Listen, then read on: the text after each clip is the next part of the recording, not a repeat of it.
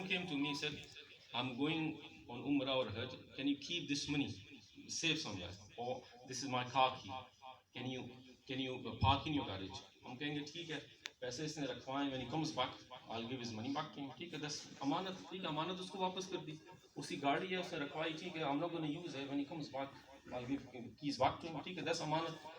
ہم سمجھتے ہیں کہ دس از امانت, خالی یہی امانت ہے. This is only one aspect of امانت. یہ صرف ایک سائڈ ہے امانت کی. بہت یہ ڈیٹیل ٹاپک ہے میرے پیارے اسلام, آپ سرپرائز ہوں گے اور کیا کیا امانت ہے. میں آپ کو I'll give you a few examples. مثال کے طور پہ, اور آپ اس کو ریلیٹ بھی کر سکیں گے with today's situation.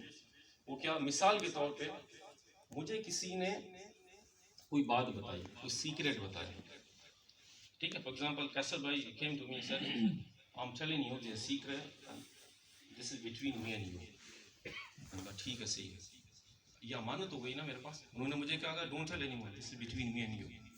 اب ہم کیا کرتے ہیں, I'll tell the third person, brother he told me that, please don't tell anyone, this is between me and you.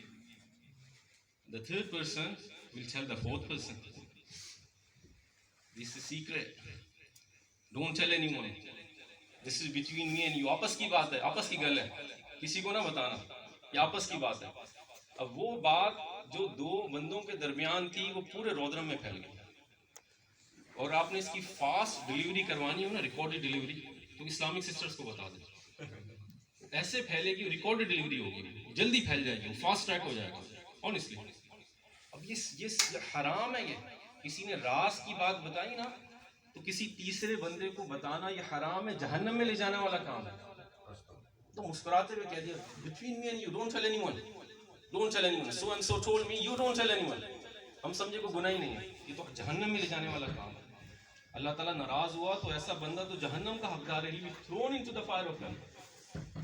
یہ سیکریٹ ہے, یہ امانت ہے. یہ uphold your trust when you are trusted. Someone told me his secret, اس نے اپنا راز بتایا, مجھ پر ٹرسٹ کیا, اس نے سمجھا میں ٹرسٹ ورتھی ہوں, آنیسٹ ہوں. میں نے کیا کیا, تیسرے بندے کو بتا دیا, تیسرے نے کیا کیا, چوتھے کو بتا دیا. اور یہ تجربہ ہے میرا, یہ ایکسپیرینس ہے.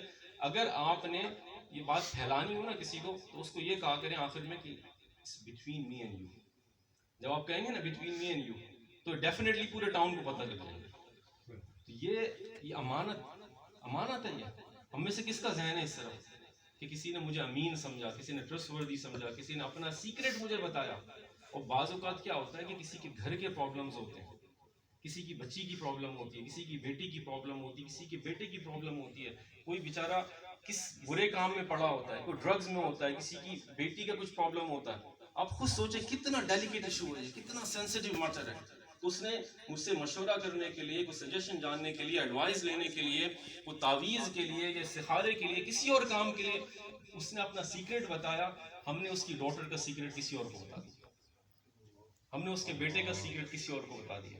Uphold your trust when you are trusted. جب امین بنائے جاؤ تو امانت ادا کرو. تو یہ ایک اور چیز ہے. یہ اسی طرح one more thing, you work somewhere, جو آپ کا باس ہے اس نے آپ کو کوئی کام آپ کو سپورٹ کیا کہ یہ کام آپ نے کرنا ہے, آپ نے جان بوجھ کے وہ کام خراب کر دیا, اور you didn't pay full attention. ٹھیک, تو اب یہ بھی امانت میں خیانت کرنے میں آتا ہے.